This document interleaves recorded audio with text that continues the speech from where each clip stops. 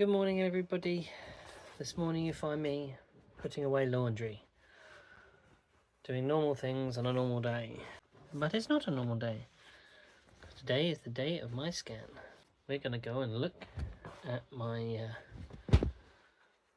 little friend, my little compadre, my little internal bunion, little Rufus in there.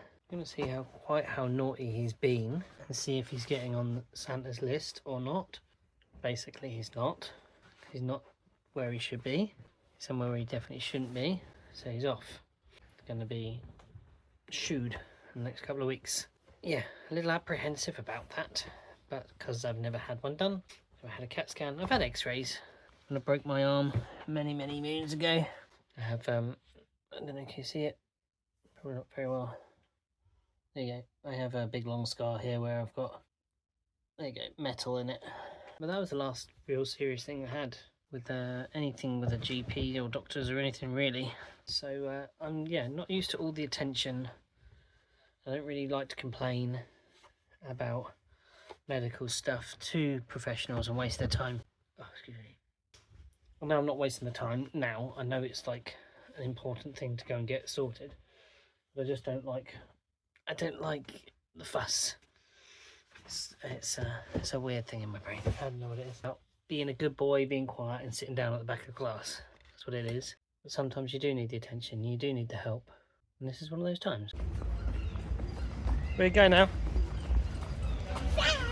To the fair. Scans are all done now at the wonderful West Cornwall Hospital. Obviously we're none the wiser as to what the heck's going on, because they can't tell you anything because they're just the radiologists and they can't tell you much because they can't make assumptions. Gotta wait for doctors to look at this and see what we got going on down there. One thing I didn't know was I was gonna have my veins dyed today, so yeah, I'll probably have some weird coloured poo hopefully, even weirder than it has been already, because yeah, they had to dye my veins so they could see what was going on. You're a sicko. Wait. Right. The worst thing about this is having these on. Go. Just get the edge. Oh. Right, you ready? Yeah. I'm gonna have to. Let's do it.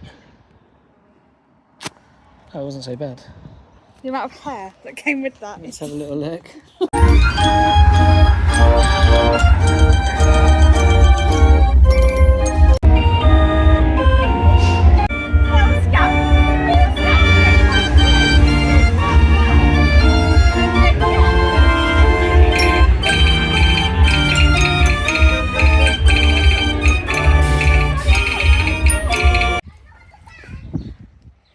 Ah, too late.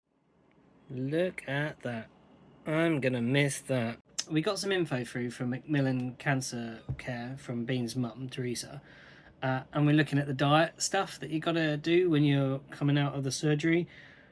Oh, it's so bad I can't eat vegetables. So I'm eating lots of vegetables now. One thing I have realised or noticed since having this diagnosis is I'm really listening to other people when they're moaning about their health. Hearing other people moan about their health, I'm not trying to one-up them by saying, yeah, but have you got bowel cancer? I'm just listening. Making some rivers. Good morning everybody. It is day 9. I was diagnosed a week ago on Sunday. Obviously it's not just day 9, he's been there a while. My friend Luke has given it the best sort of not name but terminology, calling it a squatter. I quite like that. Last night I got to chat to some of my D&D players, Luke and Celia and Jack, just for a little while to hang out and be cool and feel a little bit normal. And tonight we have a little D&D game that Luke's running. He's come up with a wonderful new world that he's built around a giant river, like an equatorial river, with floating cities that go around this giant equatorial river. And yeah, I'm quite excited to get in that world and have a play. I've built my character. It's gonna be originally a rabbit folk that was an escaped test lab rabbit. But then with all the new Skaven stuff coming out, I kind of got inspired to just reskin it as a rat. So we're using the stats of a Herringon, which is a rabbit folk, but it's going to actually physically be described as a rat warlock, and the fathomless is its patron, so the unknowable beyond. Quite excited. I do have today, on top of everything, some of this lower back pain stuff going on that I've had as a recurring trouble for a number of years, that we're not sure if it's related to Rufus or it's just something independent, like I messed up my back or something. But it seems to be dietary, because well, I stopped eating bananas and it stopped happening, so it's going to be part and parcel, I think, somehow. I didn't mention this morning, as it wasn't in my mindscape. My back was hurting too much. It's kind of feeling better now after a good dog walk. Normally it does after getting it some exercise. But I had a lovely phone call yesterday from one of my volunteers. They have not been in for a while. They have not been themselves well with cancer. They have had a kidney removed, and they have also been having radiotherapy. So they called me to be a bit of a reassuring voice and chat to me and tell me that their experience has been very good, and that their journey has been not painless but copable with and acceptable, and the care that they've received has been immaculate. And they just wanted to speak from one cancer survivor, I guess you call it, to someone who's facing that journey, telling me that it's okay and you can do it.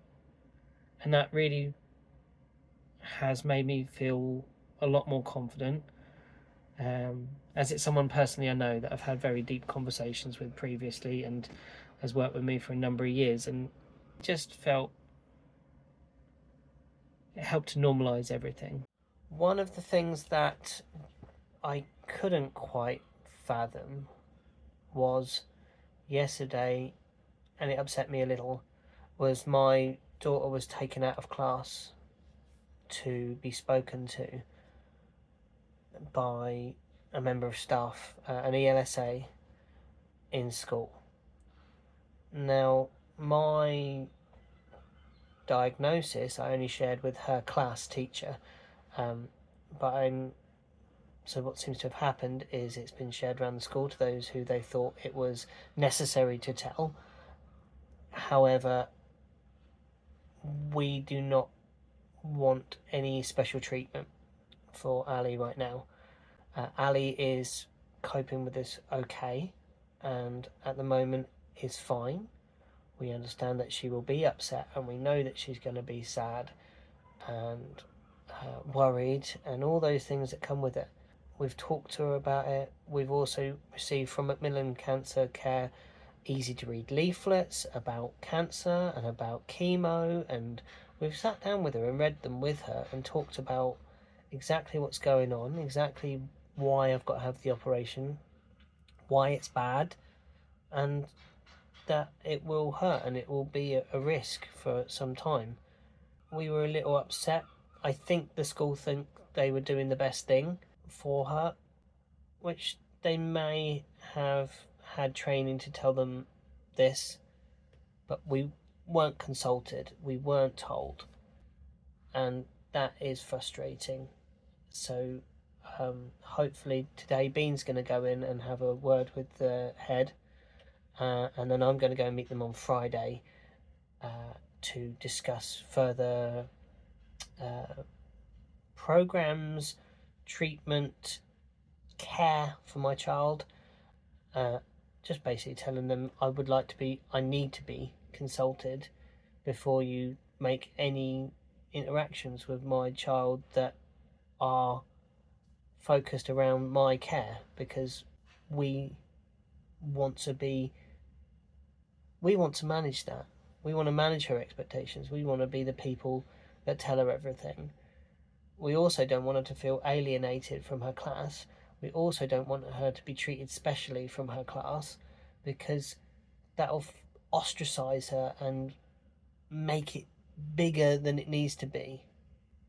Because we just don't know right now how bad it is and how bad the treatment's going to be and how it's going to affect me. Some people do really well with chemo, some people don't, all that kind of stuff. Some people recover very quickly from operations, some people don't. You just don't know. And until we get there, we want her life to be as normal as possible. So we're going to insist on that going forward. Turns out today is the first day I'm really struggling with stuff. It may be that I'm just tired. I didn't go to bed till late last night, about sort of 1:30ish. I was up talking, and then I was up thinking, writing emails that I never sent. I've got no focus today. I can't wake up. I think I'm just tired, but with the added worry in there, I'm really quite struggling today just to keep my focus and keep my energy going towards normal things. Hello, Nurse Ali. Hiya. You got to put it here on my chest in the middle. Oh, whoa. Hear my heartbeat? Yeah. Oh, wow. I love this outfit. Can we see your name badge? Da-da-da-da. Elora, department, daddy, work number 19. Fantastic. I feel cared for already.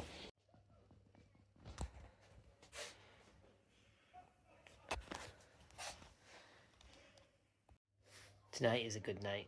I get to play some D&D. Very good fun. Please, please. We mean you no harm, no harm. No harm is meant. I will show myself. And I will just slowly raise my body up. We did not know that there was a forbidden place. We apologize. Who are you? What is your purpose here? As you turn around, you see a leather-armored young man. Can't be more than 25. Short brown hair, bit of scruff. Wearing a cloak. And you realise now from this cloak that there is embroidery in this cloak. And there is some kind of crest of artwork of a fern. But it's glowing just like the underleaf of these ferns on this cloak, causing this gentleman to have a little bit of dim light glowing from himself. And he stands there kind of like with his sword kind of outstretched a little bit, but as you speak, kind of lowers.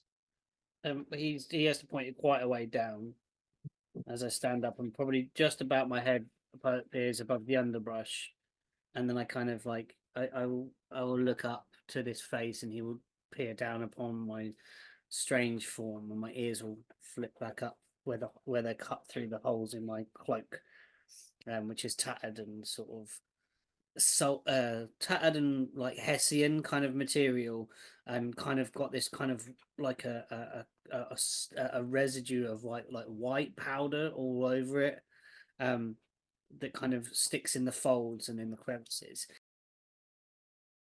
And I just raise my hands, and they're these thin, pink, elongated fingers with like quite sharp little claws on the end of them. Very humanoid, very human-like, but not. The wrists are too long, and the hair is too thick on the beginning of the arms as they come out of the cloak. We are lost. We seek. We follow. What are I mean, who are you and what is your business here? Or Nezum. They call me Nezum. I am Nezum. Nizu. Nezum?